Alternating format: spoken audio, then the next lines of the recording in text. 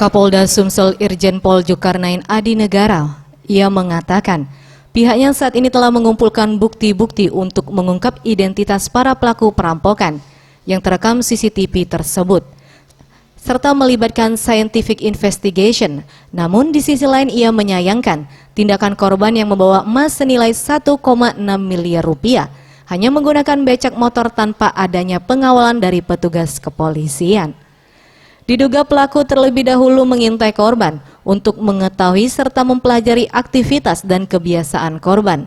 Diketahui perampokan itu terjadi di Simpang 3, Jalan Dempo Luar, Kota Palembang, sekitar pukul 09.30 waktu Indonesia Barat. Tidak hanya menggasak 2,7 kg emas senilai 1,6 miliar rupiah, pelaku yang diduga 4 orang tersebut juga membacok tangan korban. Keduanya kini dirawat di Rumah Sakit Caritas karena menderita luka serius. Dalam proses penyelidikan untuk masalah toko emas saya cukup prihatin ya, walaupun ya memang ya tapi itu peristiwa, walaupun ya tentu sebagai aparat keamanan kami menyesalkan dalam artian mengapa barang sebegitu banyak dibawa dengan sekedar pakai beca ya.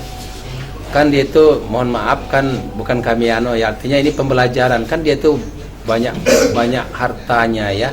Artinya kenapa tidak memakai mobil dikawal sama Pak Polisi begitu ya enggak ya. Tapi oke lah itu betul peristiwa terjadi, tidak bisa kami sesalkan. Kami akan menyelidiki dan tim sudah dibentuk. Puslat 4 kami libatkan untuk membuat terang CCTV dan lain sebagainya. Scientific crime investigation juga kami jalankan melalui teknologi dan lain sebagainya.